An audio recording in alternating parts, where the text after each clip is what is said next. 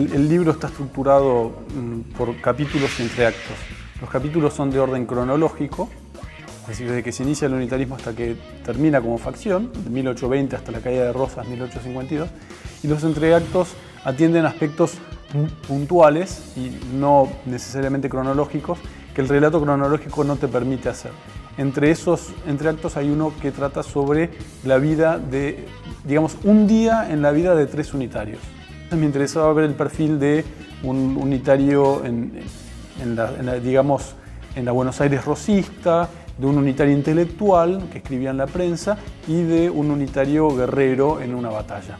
Así que, digamos, me interesaba ver, retraté, digamos, un día en la vida de estos 3 perfiles.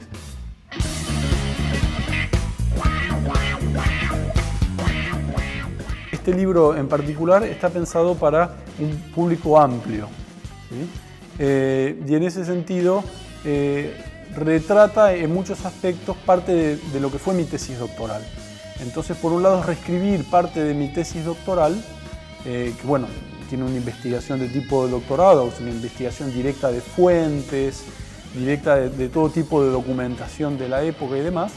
Esto, digamos, este libro es una versión un poco más amigable de esa tesis doctoral, mucho más breve, mucho más acotada, y también tiene algunos capítulos y otras partes del libro que escribí ad hoc, escribí a propósito para este libro, como digamos, esto que había contado sobre la vida de 3 digamos, unitarios, un día en la vida de estos 3 unitarios, y algunas otras partes las escribí exclusivamente para el libro. Entonces, la idea del libro es retratar a esta facción, a esta agrupación política, de una forma lo más amigable posible, manteniendo el rigor académico y científico que tiene que mantener cualquier investigador de historia.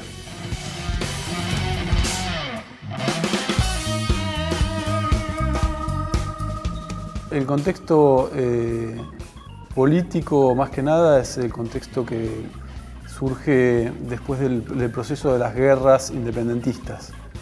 Y, digamos, va de la mano del proceso ese que se transforma de guerras independentistas a guerras civiles.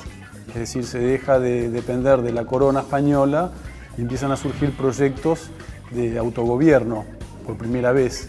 Entonces, digamos, el unitarismo surge como una consecuencia de una puja de intereses para ver, en definitiva, cómo se construye un Estado por primera vez justamente autónomo.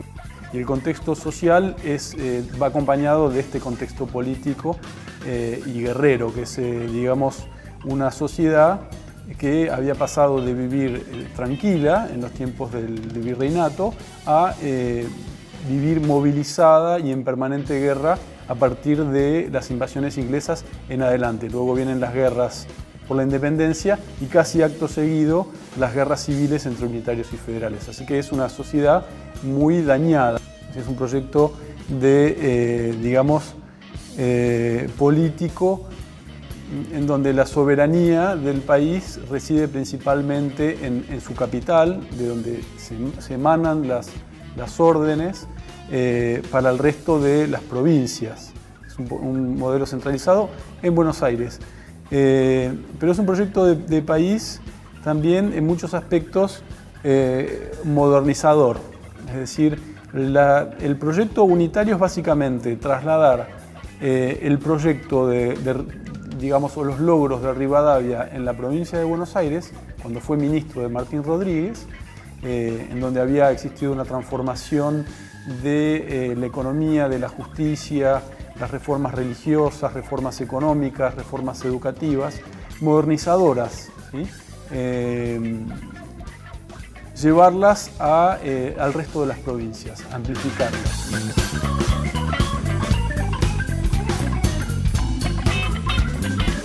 Me parece interesante recalcar que los unitarios son una agrupación política muy importante en la historia argentina, es decir, si pensamos en el siglo XX pensamos en radicales y peronistas, si pensamos en el siglo XIX pensamos en unitarios y federales, y sin embargo es bastante curioso que sobre los unitarios no se ha escrito prácticamente nada y no tienen un libro que retrate la historia de su agrupación política, de su movimiento político.